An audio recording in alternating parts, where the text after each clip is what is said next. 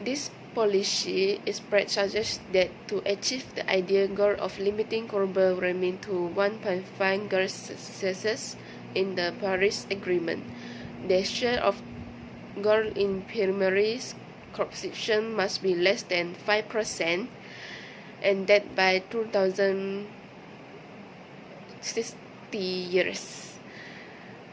The share of the non-fossil energy should exceed 85%. This includes carbon pricing, energy efficiency, and demand-side management (DSM). This brief also explores the protonal, the green financing technology, and international cooperation and natural-based solution (NBS) to help China's green development. Hello, my name is Joseph Long. I'm going to talk about grazing land management.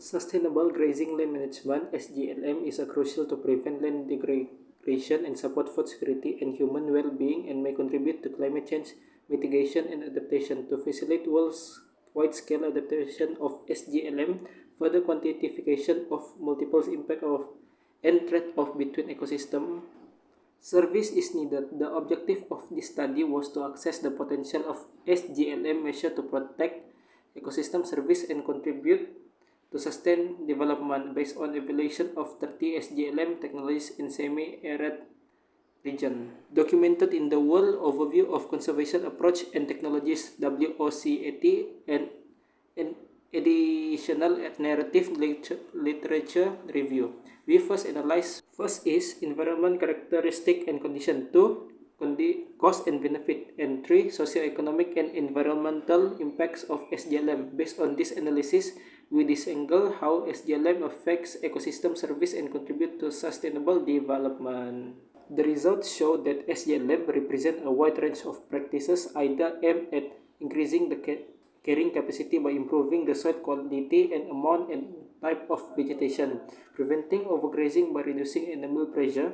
The positive impacts of SGLM directly contribute to crucial provision, regulating, supporting, and cultural ecosystem service. On the other hand, while the management costs related to implementing SGLM are usually made by the landowners, many off-site impacts benefit wider society, indicating the need for political support and regulation. We recommend a large-scale implementation of SGLM as an efficient means to deal with environmental changes like desertification, soil degradation, loss of biodiversity, and climate change mitigation and adaptation. Next, we move on to Prince Pedi. He's gonna talk about forestry. Hello, my name is Prince Paddy Binjoni and my matrix number is 07DUB 21F 2035. So, my part is forestry, which is reforestation and afforestation according to the sustainable concept. Whenever timber is removed, whether by block cutting or selective cutting, the denuded area must be reforested. This can be accomplished through either natural or artificial means. Likewise, any forested land that has been destroyed by fire or mining should be reforested. Aerial seeding is the preferred method in difficult terrain. Aside from that, new afforestation programs should be launched. New plantation will not only increase forest cover, but will also help to restore the eco-balance. For afforestation, trees should be chosen based on local geographical conditions, and care should be taken during the tree's initial growth.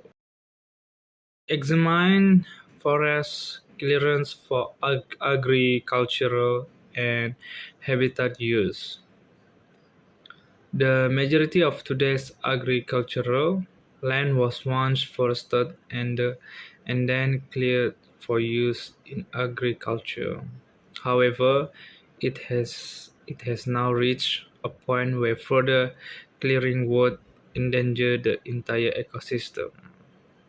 There are tribes in Asia, Africa, and South America who still use shifting cultivation as part of their land acquisition system. According to estimates, 200 million tribals around the world use approximately approximately 40 million square kilometers of land for this purpose. This should be investigated and an alternative method developed for forest conservation. So, in conclusion, the ability to conduct forestry research is in fact at a crossroads and may even be in danger. The forestry industry could benefit from similar observations at a time when government spending is diminishing for forestry research, professional education, public outreach, forest management, and the conservation of natural resources. There is unprecedented public pressure and demands on a declining forest resource-based, interdisciplinary, and integrative research, teaching, and outreach